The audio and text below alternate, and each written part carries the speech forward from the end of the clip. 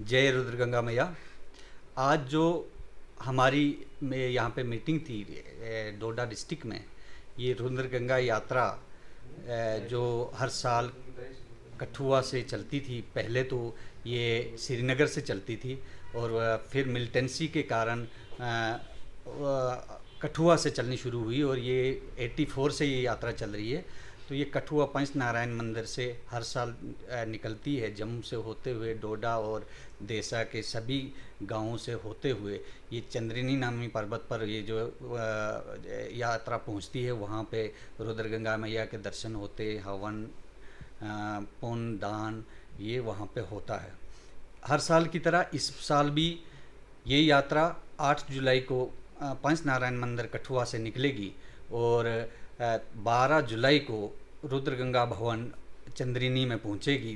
13 जुलाई को स्नान होंगे, हवन यज्ञ और जगराता होगा और 14 को ये यात्रा इख्ताम पजीर होगी और यात्री सभी जो है अपने अपने घरों में जाएंगे। इस यात्रा में देश भर से यात्री आते हैं, शामिल होते हैं। पिछले 2 सालों में जो कोरोना के कारण ये यात्रा नहीं चल पाई, सिर्फ वहाँ पे पूजा वगैरह हुई चंद लोग जाके, तो कोरोना के कारण जो 2 साल ये यात्रा बंद थी, इस बार फिर से हम इस यात्रा को शुरू करने जा रहे हैं और शुरू हो रही है। और सभी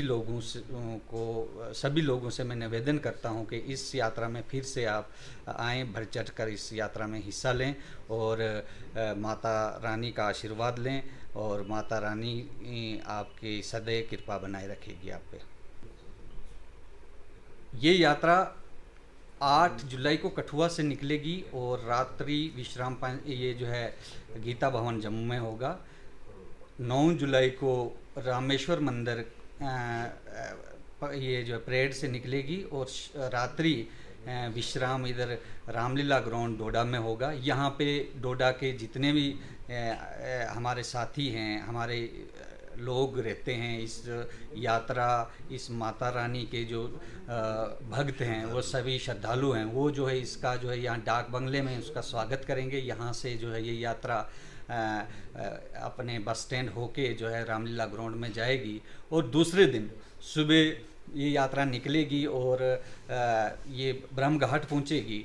ब्रह्म घाट से होते हुए छड़ी जो है वो सैंकली से होते हुए रात को सैंकली में रुकेगी और दूसरे दिन जो है ये अपने चार चिनारी चंद्र भटान पहुँचेगी। लेकिन कुछ लोग जो हैं जो चल नहीं पाएंगे, इतने लंबे रोड से नहीं जा सकते हैं, वो जो है अपने गेई देसा से होके वो घोरखिन पहुँचेंगे या गेई देसा में भी रुक सकते हैं।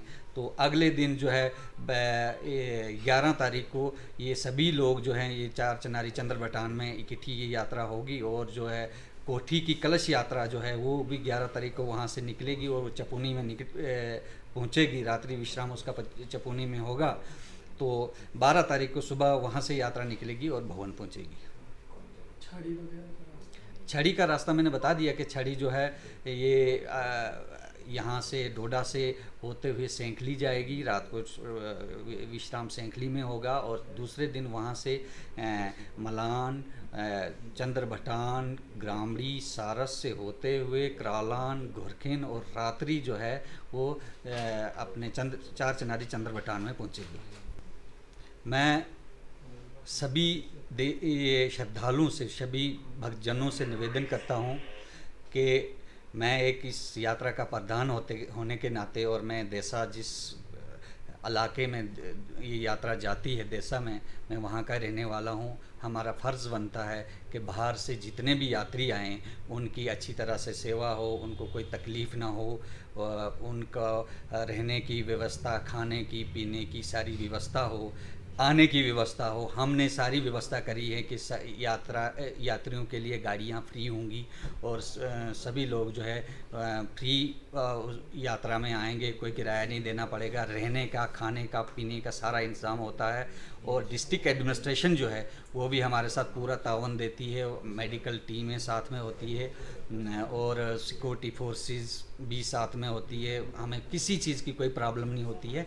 मैं सभी श्रद्धालुओं और भक्तजनों से ये निवेदन करता हूँ कि आप खुले मन से इस यात्रा में आए, बिना झिझक के, बिना टेंशन की। जो ये 2 सालों का एक गैप हो रहा था, या कोई आपको कोई आपके जहन में ये और बातें आती होंगी कि कैसे चलना होगा, कि किस तरह से चलें। वहाँ घोड़े की सुविधाएं हैं, अगर आप पैदल नहीं चल सकते हैं तो घोड़े की सुविधाएं, आप घोड़े भी ले सकते हैं और इस यात्रा में शामिल हो सकते हैं।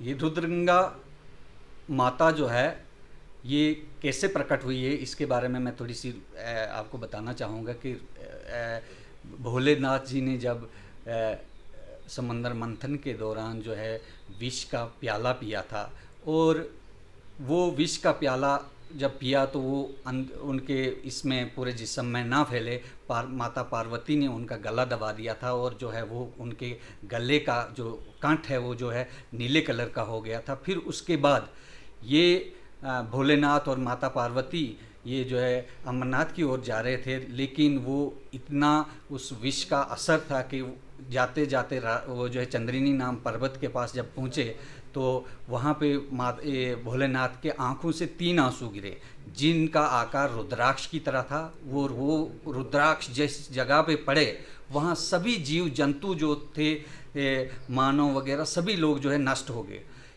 ये देख माता पार्वती और उनके सर पे जो विराजमान चंद्रमा माता थी वो जो है बड़ी दुखी हो गए, और उन्होंने वहीं पे जो है तपस्या में वो लीन हो गए। माता पार्वती जिस जगह पे वो तपस्या कर रही थी, वो उस जगह का नाम माता पार्वती गनवान गुफा आज भी वो प्रसिद्ध है, और आज भी उस गुफा में हज़ारों लोग बैठते हैं। और जिस जगह पे जो है चांदनी माता जो है वो विराजमान हुई, तपस्या में लीन हुई, उस नाम को चंद्रिनी पर्वत कहा जाता है, वो आज भी वहाँ विराजमान है।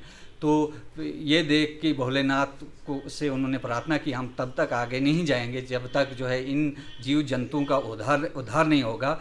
तो ये देख भोलेनाथ ने फिर जो है अपनी त्रिशूल निकाली, और उस त्रिशूल से वो तीनों जो रुद्राक्ष जो है वो पहाड़ के अंदर डुबो दिए, और वहाँ से रुद्रगंगा मैया का उत्पन्न हुआ, जिससे पूरे मानव और पूरे जीव जंतुओं का उद्धार हुआ, और फिर से पहले की तरह उससे भी सुंदर ये इलाका हो गया, और पूरे विश्व में ये प्रसिद्ध हो गया, जिसका उल्लेख ग्रंथों जंत्रियों पत्रियों में ये पूरा उल्लेख है।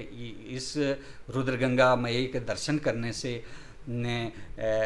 इसका जल पीने से, यहाँ स्नान करने से समस्त पापों का नाश होता है, और इससे जो है इसकी गंगा में जो अस्थियां भी प्रवाह की जाती हैं। ब्रह्म घाट जो है जहाँ जो वहाँ पे पूरे उस इलाके के लोग जो है जो भी लोग मरते हैं उनकी अस्थियां वहाँ ये अपने हरिद्वार ना ले जाके वो यहाँ पे प्रवाह करते हैं। और ये जो है यहाँ पे बहुत सारे और भी कष्ट जो है, किसी को फोड़े फैंसी वगैरह कोई चीज़ें होती हैं वो भी नहाने से ही ख़त्म हो जाती हैं। ये जल गंगा जी के समान है, और ये गंगा जी, इनका नाम भी रुद्रगंगा रखा गया हुआ है, और तभी से रुद्रगंगा के नाम से ये प्रसिद्ध हैं।